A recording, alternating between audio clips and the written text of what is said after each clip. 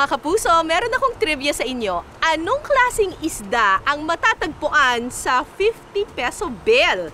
Bago kayo maglabas ng mga 50 pesos ninyo dyan, sasabihin ko na sa inyo. Yan o, sa likod may makikita kayong image ng isda. Ang tawag dyan ay isdang maliputo na matatagpuan lamang sa lawa ng Taal. Andito ako ngayon kung saan nagbe-breed sila ng mga higanteng maliputo. Lumalaki daw ito up to 20 kilos. Mga 1 metro daw yung haba. Malalim, kuya? Mababaw lang po, ma'am. Mababaw lang pala. So meron dito mga isdang maliputo, pero binibreed nga nila ito, so hindi natin to kakainin, hindi natin iluluto. Pahawa. Oh, yung bait!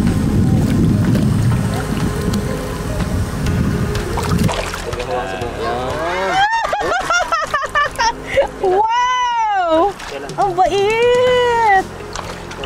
Bababa. Ayun. Kailangan gentle yung paghawak. Nako, ang mahal ng isdang maliputo ha. Umaabot ng mga 700 pesos per kilo. Pero dito sa NFRDI, pinapreserve nila ito, pinaparami para hindi sila maubos. Ang isdang ipinagmamalaki ng Batangas, ano nga ba ang lasa?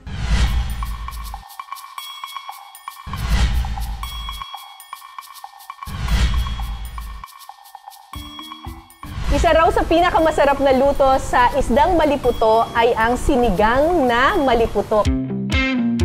Pakukuluan ang inasinang maliputo ng 15 minuto. Pagkatapos, pwede nang ihalo ang mga gulay gaya ng labanos, sitaw, kamatis, sibuyas, bawang, at siling pansigang. Hahayaan lang itong kumulo ulit.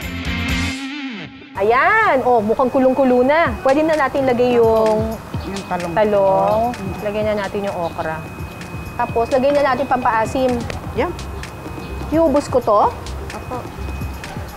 Lagyan natin asin. Huling ilalagay ang kangkong. Isang kulo lang yan, okay na. Hintayin lang na muling makumulo. At maya-maya pa, pwede nang tikman ang sinigang na maliputo.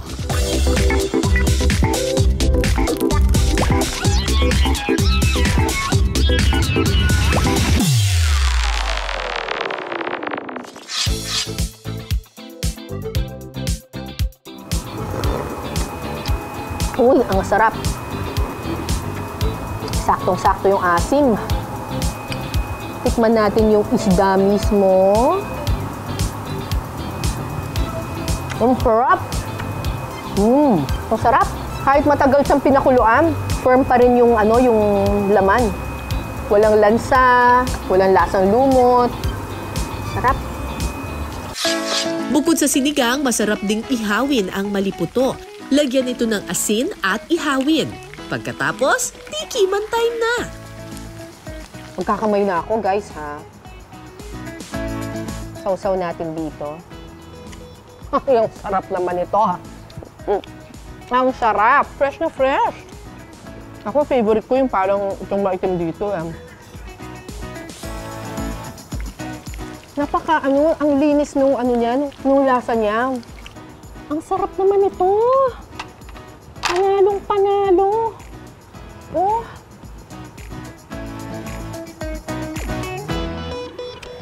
Ang lambot ng texture, tapos walang lasang lumot. Ang linis-linis ng lasa niya. Harap!